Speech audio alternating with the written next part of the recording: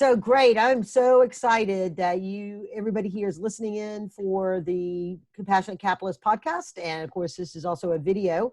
And for those of you that have been listening to prior shows, I've had a good bit of a conversation with various industry leaders about the trends that we see might be coming out of this pandemic and all of the shifts that we see in industry. And if you've read my book, Inside Secrets to Angel Investing, I have a whole section in there for investors to anticipate when there's a shift in an industry or a change in a marketplace and what opportunities come from that, whether it's a regulatory change that causes a shift, as you might read in my book, because that's, a big shift in fintech and things like that happened as a result of regulatory changes, and then there's societal changes, there's knowledge, science that happens, there's just things that shift. There's new developments and innovation that causes shifts in industries. And even though that leaves behind a certain industry or certain workers or certain, job opportunities and career opportunities and businesses get impacted by that, it also opens up a tremendous amount of additional opportunities. And so when my guest today came to me to talk about their business, I was really just, I guess the best word I could say was just tickled, because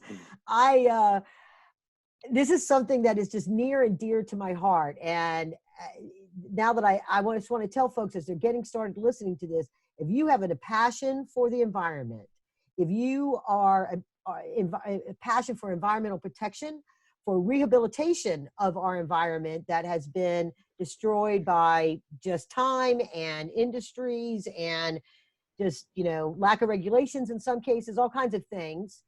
If you have a passion for social environment and impact, for economic development, for sustainable community development, for job creation, and even bees, you have got to listen to the rest of this show, because my guests, Kirk Taylor and Mark Jensen, come to this with this new company, this new organization. Well, it's not brand new, but they've been doing it a while. They got a track record. It's really quite amazing what they're accomplishing.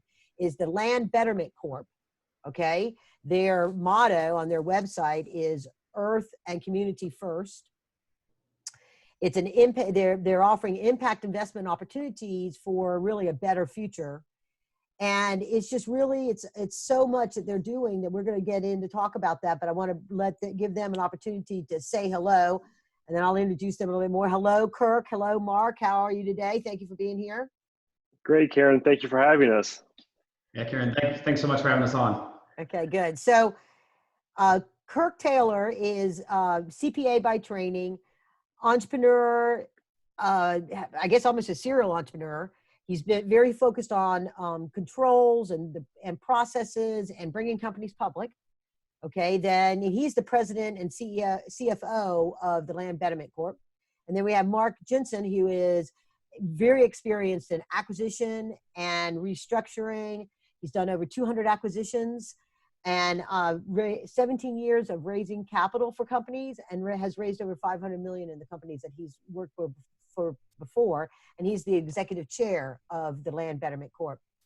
And so part of what they're also involved in, which I think really opened their eyes up, and this is a call out to the investors that are listening, you're involved in companies now that give you insight into opportunities that are out there.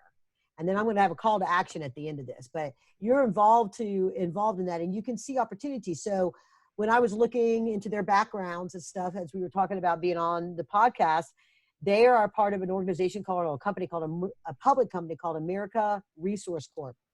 It's a mining and materials company, and really interesting to hear, because it seems like they're on both sides of this, right? With the fossil fuel harvesting and development, and then all of the going out there and creating an opportunity out of where that has happened in the past. So with that, I want to say, okay, Kirk, Mark, whoever, y'all tag team on this and figure it out, but tell us how you got into, fossil fuel and American Resource Corp, and then how that created the opportunities and the business that you've now done with the Land Betterment Corp, and then we'll dive into the rest of it. Absolutely. Kirk, I'll take a first crack at it, but yeah, we're proud of all of our businesses and really fell in love with the region. I'm born and raised in Indiana, moved out to New York for a number of years where I did restructuring and turnaround of businesses and helping smaller businesses. Got involved in the mining sector with the idea of infrastructure. We believe that infrastructure makes the world a better place, a more efficient place. And I think infrastructure is sometimes an overlooked concept in that it helps on the environmental side as well as the efficiencies of getting people a better quality of life, getting them there faster, safer, and more efficiently.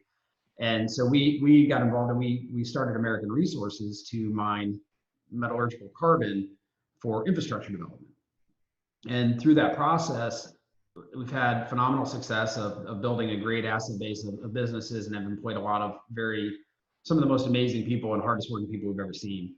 What we saw though is we lived in this region and Eastern Kentucky, these rural distressed areas, and over the last 5 years, you've seen a dramatic change in the industry in that you have the natural gas and the development of alternative energies and alternative energy sources, which we are huge supporters of, basically have come in on the other side of the community that we don't operate in is thermal coal.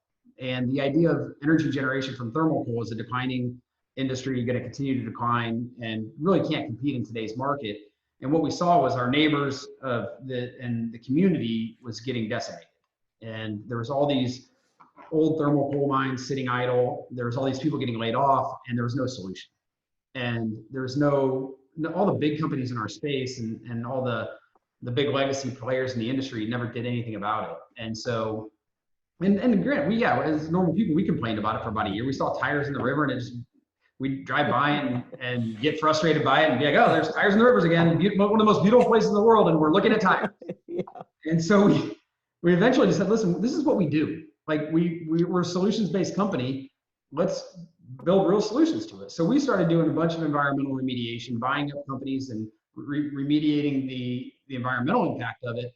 And then what we knew we had to do though was we had to stop the drug problems there. We had to stop the unemployment problems, and we needed to utilize the impacted lands to create sustainable development. So we really was the formation of Land Betterment was the collective ideas of us and our team saying, if nobody's going to do anything about it, we're going to. And there's a real opportunity here to create real opportunities for the people and also the environment. There is a win-win situation here, and we're gonna bring it to the market, and we're gonna let people know what we're doing. And it's been amazing. I mean, it's been last couple of years of the formation of this, and really over the last couple of months has just been phenomenal, just seeing the acceptance of what we're doing in the community. And I mean, just so thankful that you are giving us the opportunity to talk about it here. Absolutely. Okay. So, do you want to also add something about your background, how you got into this? Yeah, absolutely. So Mark and I have a couple things in common. We both grew up in small Indiana towns. We met at Indiana University. We both come from entrepreneurial families. My dad owns his own business. Mark's dad owned his own business as well. So from early age, we knew what it takes to own your own business, drive it, and get to your destination. Like you said, I got my CPA training. I worked at a big public accounting firm. I got to see how hundreds of businesses were run. Mark got to see the same thing on Wall Street. And so we can really take best practices and use them here in very small communities, but underneath an umbrella that can scale nationally. There's not one solution for each community, but there is a solution for each one. And so we need to drive economic opportunity along with the environmental sustainability efforts to put them together and bring these impacted regions forward with everybody else. Okay, great. So, all right. So the Land Betterment Corp, it is a Indiana benefit corporation. And it is, as you've heard, is upcycling former coal mines to create sustainable community development and job creation. And a way they're going about doing that, and I really want to encourage people that are listening to this or watching this to go to landbetterment.com just like it sounds, LandBetterment.com, and check out what they've got going on over there. It is so exciting. Up under their environmental solutions, they have the coal mining and industrial remediation, coal waste processing, water technologies, water treatment solutions, security solutions, material recycling. Okay, that's up under their environmental solution. But then under the sustainable development, and that's where we're going to spend most of the rest of our time together talking about the different projects, but one in particular. So they have a betterment recycling of mulch. They have a development of ecological housing community called ECHO. They offer some incubating and accelerating of small businesses in the area. One of that came out of that is Betterment Spirits, Coalcraft Spirits.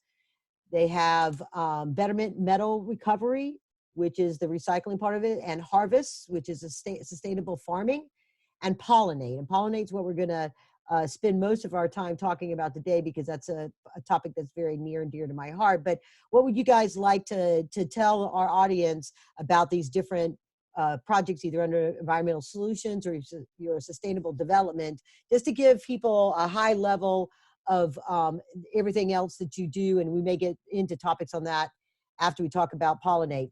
So what would you like to add to help folks understand those opportunities or those areas of your business better? Yeah, maybe I can go with summary, and then Mark, you can jump into Pollinate. But each of our business verticals is really driven off of a need for a solution in this region that we've encountered. Housing is a terrible problem in Appalachia. Investments do not flow into good, suitable housing. And so just like the tires in the river, we say there has to be a better way than our employees living in a 30-year-old burned out trailer. And so we partnered with a small business out of Missouri to bring shipping containers into Appalachia, upcycle them, sterilize them, and super high end. They got granite countertops, stainless steel appliances, innovative housing that region's never seen before. People are so ecstatic to live in one of our eco villages. There are about 25 to 30 units. There's going to be a common area, like a fire pit, a gathering area for each of our villages. So that's just one of the verticals. You mentioned rubber recycling. Again, we see tires in the rivers. We see them on abandoned mines. There has to be a simple solution for this that makes economical sense. We could not find any recycling centers to take these tires to. We don't want to dump them in a landfill and clog up the landfills. And so we decided to build our own recycling centers on former coal mine property, using former coal miners who these businesses fit their skill sets tremendously. They've worked with heavy machinery. They worked with equipment, electrical equipment, and they're ecstatic to use those skills for a new purpose. But these businesses have to make economic sense. And so Betterment Mulch will be selling to the governments of the state of West Virginia, state of Kentucky on the mulch side. And then from a rubber crumb side, which is a finer particulate, can go into road rebuilding. So when we do start building new roads, repaving new roads, we'll have a great purchaser of the crumb there as well, because these businesses, they have to make business sense as well. But what you mentioned, Pollinate, and Mark can get into it, but it's solving both an environmental issue down there, and it's going to be a great business that we're really excited about. Yeah. So before we go there, let me make a comment that here's the thing that I want folks to, because I've done a lot of shows on Opportunity Zone funds. I've done shows, many over the years on the new market tax credits. The government can do so much when it establishes a credit that gives you for going and doing things, or trying to get the behavior corporations to do stuff, or people to develop certain areas.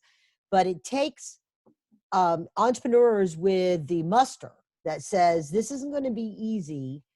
And it takes local governments to say, embrace it. Yes, we don't know how to fix this problem. We've got this inner city blight, or we've got this rural area that doesn't have any, like in the Appalachian Mountains, we've got we have, you know, these problems with folks not having economic opportunity that creates, you mentioned the drug use and our opioid crisis. It also creates crime in those areas when there's not jobs for that. We're going to see, who knows what's going to come out of the current situation we're in with COVID, you know, and what's going to happen with economies and how they shift. I've seen it with the development of the opportunity zone stuff. You know, you think about, you know, areas that have been decimated by natural disaster. And so there's no place for people to work or no place for people to live. And then, you know, development is put into other areas that they'll move to those other areas. And you can have a whole shift of an economy shift from one place to another place as a result of that. And so, how I want to talk a little bit about your setting up the Land Betterment Corp first, because those are all things, and I want, because my call to action is going to be at the end. How did you were running this American Resources, you saw there was this problem, you were local to the community, you looking around, you're like, gosh, something's got to be done with this. Did you meet with your local civic leaders in your government to get backing? Did you just take your resources out of American Resource Corp to get this started? Because you guys have been doing this for a little bit and getting these things off the ground almost organically. So talk a little bit about the process for the entrepreneurs that are out there that say, you know, I see a problem in my area. I would like to put my energies into it. How do they get started? And then also, when is it that investors jump in to try to really help it to scale and grow? Yeah, and that's why we're excited to be on here too, because there's so much room for more people to jump in and do it. And I don't want to say it takes courage from us, I mean, but it does. It takes courage from our team, and to take a leap of faith that you can make change and actually do something positive. And you don't need millions of dollars to do it day one. I mean, to get out there and really make a difference in a community. But it takes people that are willing to also fight against the people that don't want change, and the people that are willing to resist change. Right. And that's probably been, for us, one of the harder things for us. I mean, we weren't, American Resources, a public company, has its own assets. We weren't able to utilize any of the assets from there. Okay. So what we did is, over the years, we accumulated personal assets and put personal resources into it to build Land Betterment, because we saw a problem. I mean, one of the thing that really hit me the hardest was, we had an employee that used to work with us, and probably one of our most talented guys 13 years ago.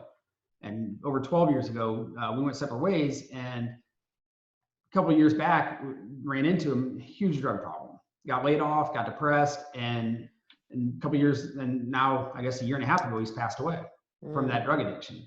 And he wasn't a drug addict. He became addicted to drugs because he lost hope, and he didn't see the opportunity for the future to get another job to sustain his family and continue to provide for him. And that hurt him. And so from our perspective, we knew that living in this community and spending so much time there and seeing this amazing talent base. I mean, the men and women there love to work. They will work 7 days a week if you let them. And so we thought we were wasting such an amazing resource of our country by not investing back into them. And right. So what we had, though, is we had access to a lot of property. And through these bankruptcies and all these other companies, there's just more property, a continual amount of property that's just being wasted, and not only wasted for the benefit of future population and future occupation, but for the environment. And so we came up with this concept of starting to remediate that and take on these liabilities to turn them into positives. And really, it's just mobilizing what the people have. I mean, sometimes what I will say from an entrepreneurial perspective, and I've been an entrepreneur pretty much my entire life and love it.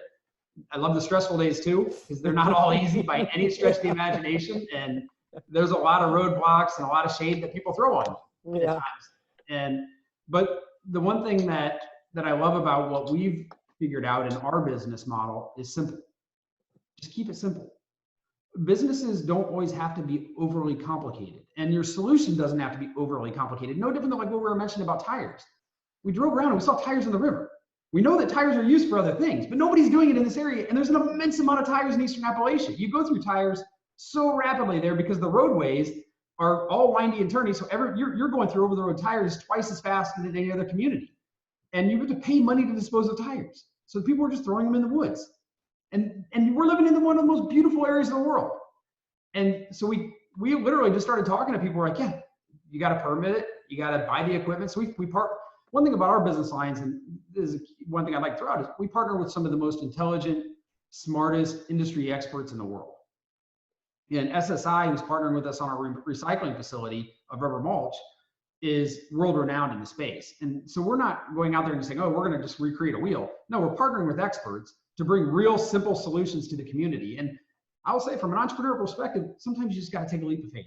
Just jump in and start doing it. And that's where it does take some courage to do that. I mean, and you don't have to quit your job all the time. You can start it and build it up over time. I mean, but try.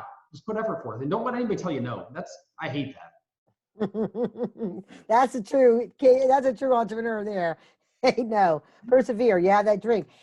All of what you've talked about, really comes back to my whole compassionate capitalism, right? My platform of growing that, because it's not just compassionate capitalism, similar to conscious capitalism, which is different, and similar to impact investing, which is a little bit different, which is actually how you guys found me because of my show, I guess, getting listed on, some top impact investing podcasts, which was really tickled to find out, is that, it's not just about the making of money. It's about the additional impact that you have on it, and having a heart to figuring out how you can bring together multiple problems and solve multiple problems and make money doing that, right? So let's shift into Pollinate.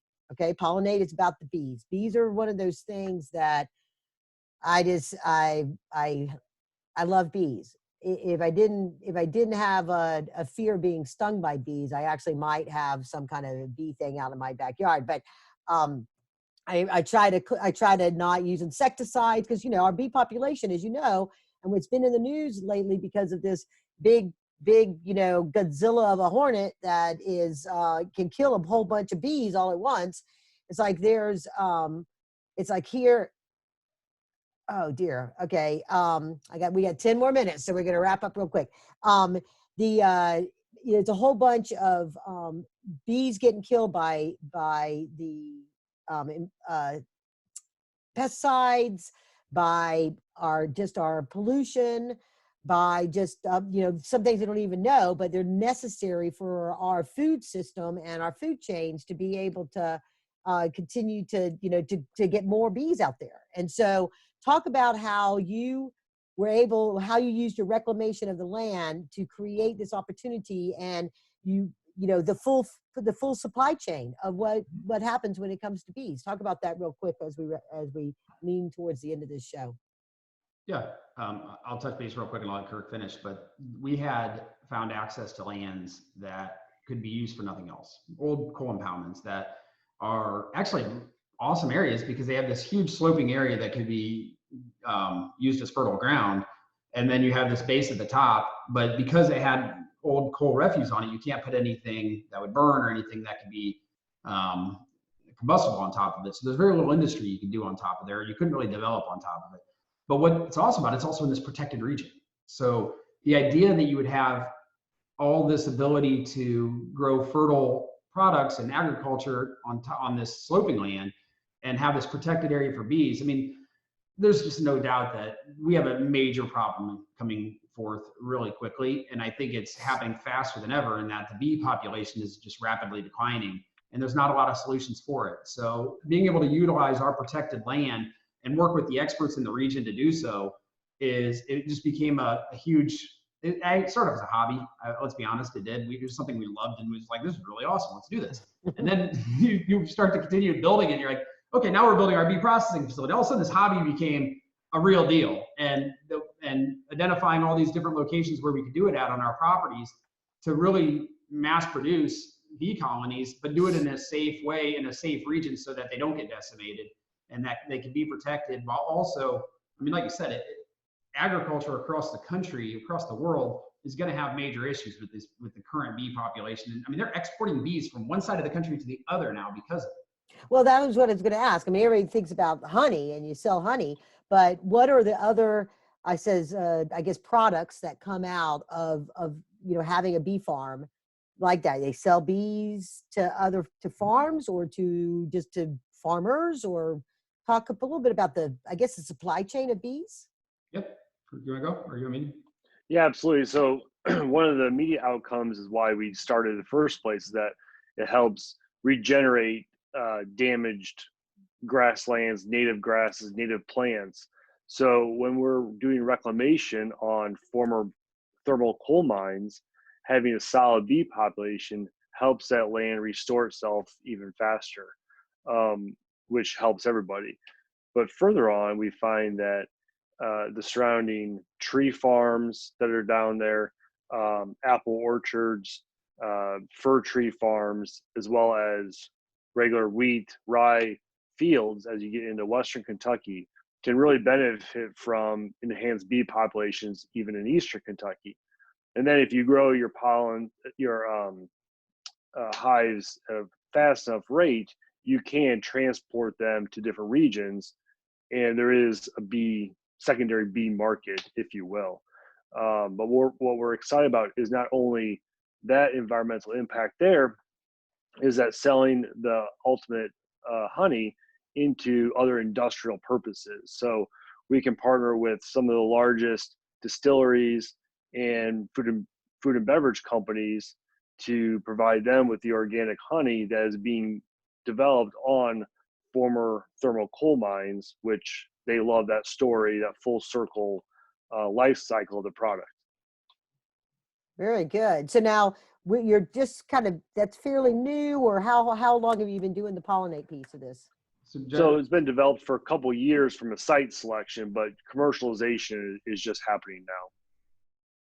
Does it take 2 years or so to get a productive hive going for, to be able to do some of the outcomes of what you're talking about? Just expanding the population. So we're bringing in we're actually bringing in all the infrastructure now to do it, and then building out the buildings and the processing centers that we're utilizing on it, and then making sure that we have the appropriate land identified and protected is probably where we spent a lot of our time, just making sure that it was set up the right way first. I mean, you don't want to set it up and then have a bad outcome. So it's making sure that it's set up the right way, making sure we're working with the experts, choosing the correct bees. I mean, for regional locations, you want to make sure that the bee population that you choose is really important. And I think from our perspective, it was really focusing on the protection side of things before we started building up the colonies. Okay, so good. So again, for everybody, I want you to go to landbetterment.com, right, to get connected up with Mark and Kirk. And my call to action to the investors and the entrepreneurs out there is that as we come out of this, as you look around open up your eyes when you're going around your communities, and either identify folks within the communities that you can partner up with to improve it in a way that's not just a nonprofit that's doing this or that, but in a way that is sustainable because it is profitable. It has a mission to be profitable, and then and therefore becomes much more sustainable, right? You have a consciousness in it, an impact in it that comes from, or the compassion side, as I talk about, that comes for you're willing to focus into these particular areas that will improve your community. And if you're not quite sure how to go about doing that, then dip your toes into the water of Land Betterment. Go help them grow, put your resources to work to help them grow with what they're doing now, and then they can come and do that, help you do it where you are. Mm-hmm. So that's my call to action to the entrepreneurs and the investors out there, because there's lots of areas of opportunity all around the United States that it's unique for each area, but you can think outside the box and do what you guys are doing for the Kentucky and Appalachia area now. So a couple of minutes looks like we got about 4 minutes before my clock's going to tip off on this video call. So what would you like to add in the couple of minutes we have here left and say to the audience? Yeah, Karen, I think you said it really well. coming out of COVID right now, there's really three types of companies. One type is a company maybe like Amazon, who is just set up perfectly for this scenario. You have the second type of company, which is a majority of company and people out there, where they will sit in their house for 8 weeks and wait for solutions to happen and wait for things to be done. And then there is us, Land Betterment, and hopefully 100 other entrepreneurs out there who are thinking of new ideas to have a even better outcome for when we open back up and when we get through what we're in right now. Yeah, absolutely. Yeah. What I'll add to that is saying that there's going to be hurdles in anything you do. There's hurdles in starting businesses. Don't let the hurdles bring you down. You got to be willing to jump over them. You got to be willing to shake, and you got to be willing to move. And Karen, what you said is exactly right. Reach out to us. I mean, we love the idea of solutions. Make our businesses better. Help us. Join our team, or let us help you. We'll give you insight on what we can do. I mean, we're not experts in anything, but you know what? The biggest thing we've learned is collaborate. Reach out to people that are super talented in the space, that can give you insight, introduce you to people. I mean, we're so thankful for you having us on here, Karen, because at the end of the day, it's helping us meet more people and sharing our story and our vision. And we hope that other people come out and do the exact same thing in our community that we're doing. Because at the end of the day, there's so much room for change, and there's so much redevelopment that's going to take place coming out of COVID. The only good thing that's going to come out of COVID is innovation. And it's going to drive innovation forward that much faster. And the entrepreneurial spirit of America, which is where we were founded and why we were founded, is going to be immense. And I think we're going to see a strong recovery because of that. And it's because people stand up and say, I'm going to do something different. I'm going to make change. I'm going to drive the economy forward and do it in a sustainable way. I mean, make sure you have customer bases. Make sure you can move the products that you create, and don't take no for an answer. Just keep driving forward. You'll get them. You got to keep asking. You're not going to get them right away. You got to ask 20, 100, 1,000 people, but just keep doing it. Yep. And it happens. All right. Thank you, Mark and Kirk. As I close my show, onwards and upwards, because you guys